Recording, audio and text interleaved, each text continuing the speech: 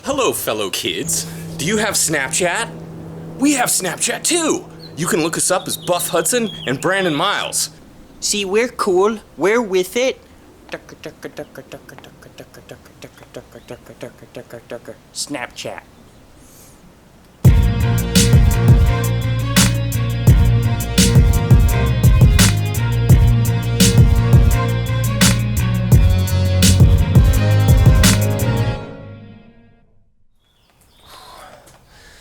Working on those glutes.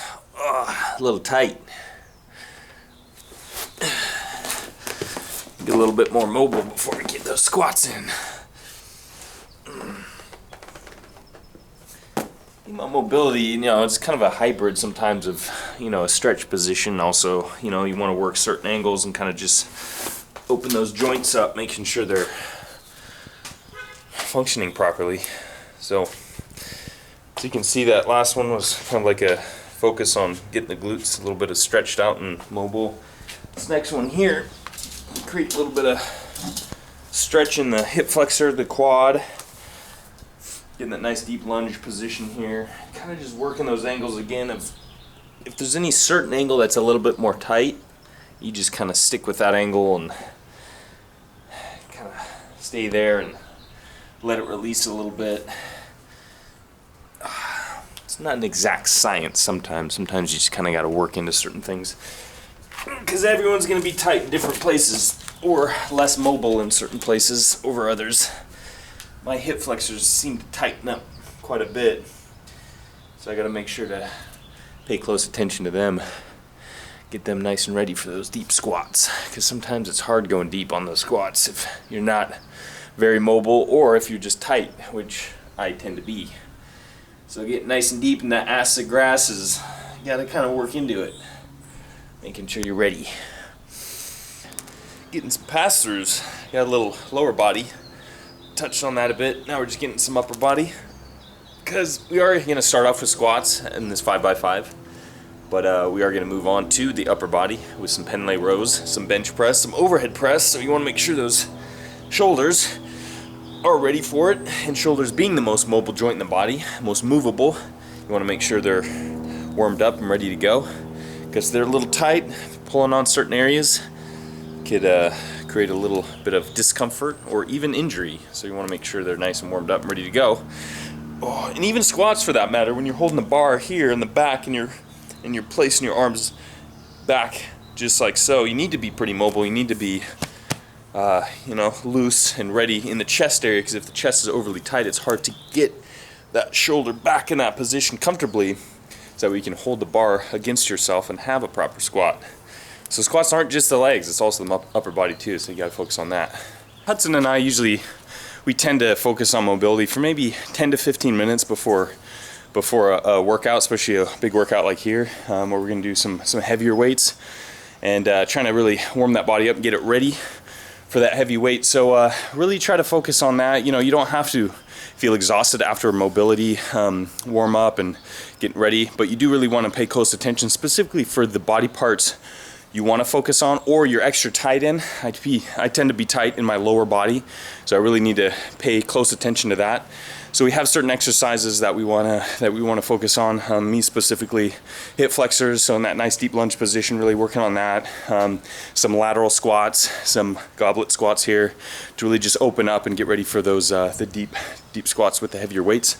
And it shouldn't be much of a workout. It's just a warm up. It's flexibility, mobility, and just kind of focus on your areas that you're extra tight in. And we're gonna really make certain videos on what you should do for certain body parts, what exercises and what the benefits are. But for now, we just did our mobility and we are ready for this 5x5 workout. Hopefully you are too, so let's do it. Now, what are the benefits of a 5x5 program? Why even do a 5x5 program? Well, as many programs go, it is definitely going to be based around your specific goals, and a 5x5 program is going to really be meant for strength gaining. And along with strength usually comes size, especially if you're eating right.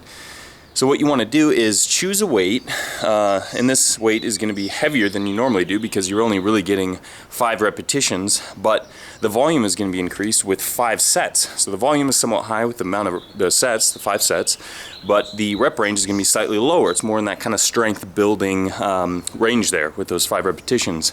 The problem is, if you're just starting out, you might not know what your weight is to complete 5 reps, and on the 5th rep you really want to try to reach failure. I mean, the 5th rep is, you're barely getting that. You're like, at that 5th rep you're exhausted, you're starting to fail, and that's really going to show that you need that progression. And the progression is going to be, as you go through this 5x5 program, and each week you complete that 5 reps, and as that 5th reps get easier, and you, let's say, can complete a 6th rep, that's when you decide to go up in weight. And going up in weight is going to be a small amount. You know, you could be only 2.5 pounds, 5 pounds, depending on how you're feeling.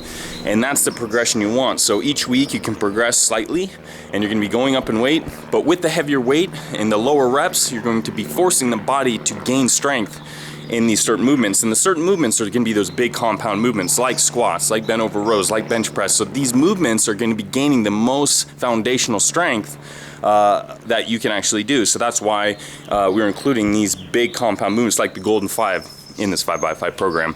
And then usually what you'll see too is you tacked on some isolation movements at the end of the 5x5. So you round 4 exercises for the 5 sets of 5 reps, moving on to 2 different exercises that do about 3 sets of the hypertrophy range, 10 to 12 repetitions, which are going to be helping isolate muscle groups that you usually want to focus on. You know, we included the isolation exercises that we wanted to focus on, but feel free to switch it up if you want to focus on triceps, biceps, whatever. At the end of the 5x5 program or the last couple exercises, that's when you can include the isolation exercises to really hit those trouble areas. Hopefully that answers the question of what the hell is a 5x5? I mean, come on, it's only 275 for Christ's sake. But holy shit, when you go ass to the grass, it feels a lot heavier.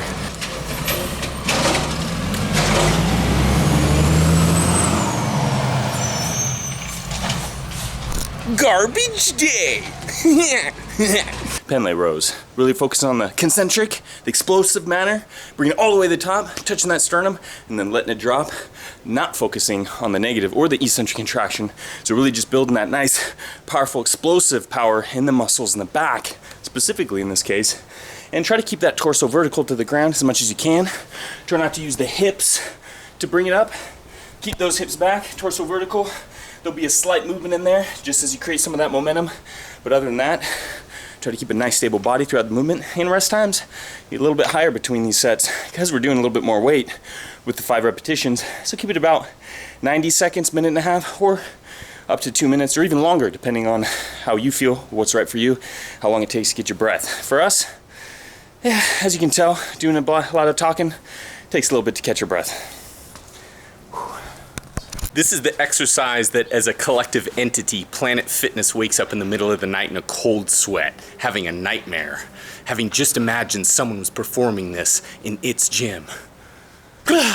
Pendlay rows. Not again. Lunk alarm. Lunk alarm. What's Hudson doing over here? Oh, hey, how you doing? Just about to fill up the water trough. Thankfully with the yard hose and not the other hose. This is the reward. Hell yeah. Some people ask, what are the health benefits of doing an ice bath immediately following a workout? Well, you know what? I got to answer with something very simple. It just feels damn good. Lowers that body temperature. Big time. And helps with inflammation. Yeah, and that science shit, you know, whatever.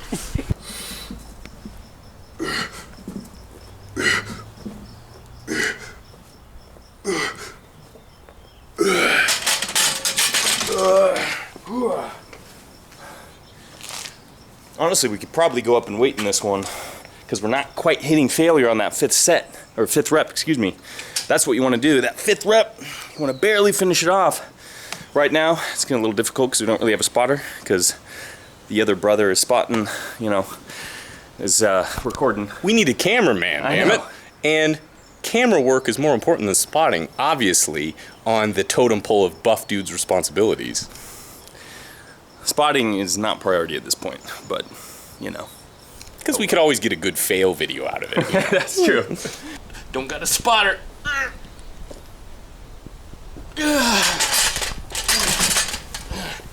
There's no easy way out. There's no shortcut home. Yeah, Rocky IV soundtrack never fails. Have it on repeat in the brain, baby. You'll never have a bad workout. Thank you, Stallone. Thank you, Drago. Putting that heavy weight up, but I'm handling the camera so I can't spot him. If he dies, he dies.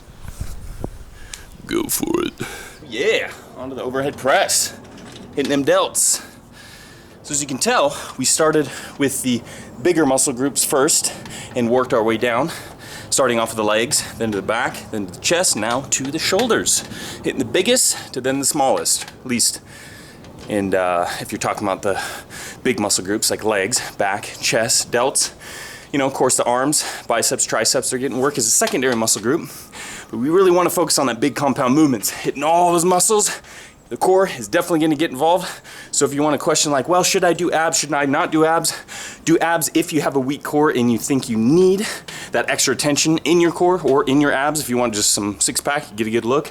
But for the most part, the abs and the core are really being engaged in these big heavy movements. So it is strengthening the core. You got a lot of work all in one. Starting big and going small. It's called trickle-down buffonomics. And as you can see, I'm wearing my sunglasses. No, it's not because all of a sudden I've turned into an egotistical douchebag, because we're about to hit 1 million subscribers, which is crazy. Thank you. It's just because it's sunny out and I can't really see, and that makes working out a lot harder. But you know, it is wild. Actually about to hit 1 million subscribers. It's crazy. Me and Brandon started this a little over 3 years ago. For those of you who have been here since the beginning, thank you very much. It just started in Brandon's old beaten down apartment kitchen, which we got lots of shit for, but hey, it's really the only thing we had at the time, in addition to a public park, which was awesome. It got a lot of use from both of us, which was amazing. And here we are, 3 years later, in a beaten up old garage. Welcome. Yeah, baby, that's success right there. But seriously, it's been an amazing journey, and a lot of it's been developed through the support of all of you, which we really appreciate. It's really helped to mold this channel, and we hope that it only gets better. This series is a little bit of a departure for us, because a lot of people ask for a real raw, uncut series, which is what we're doing. We're showing our successes, we're showing our failures. We're trying to show a lot of just, I don't know, our personality from day to day, what we're like. But expect a lot more big skits over the summer. We're working on an awesome animated episode right now with two very, very, very cool people who have drawn and animated it, Dario and Mark. They're badass, and they're what's gonna make it awesome. It's been over a year in the making, so we're really excited. And thank you all for the 1 million subscriber mark, because we couldn't be happier or more humbled.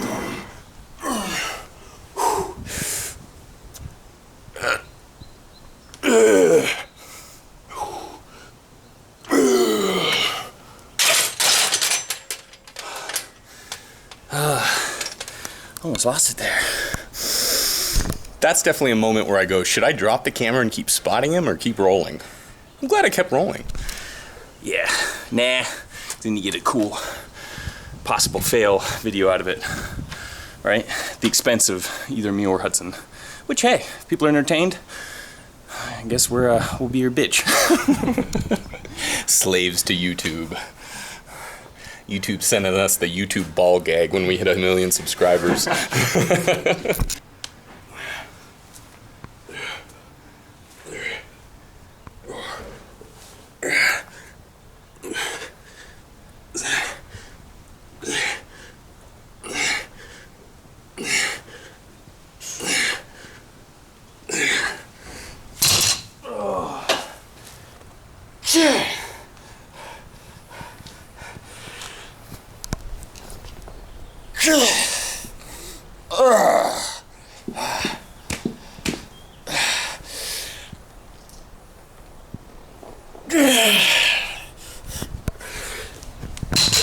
That's still failure.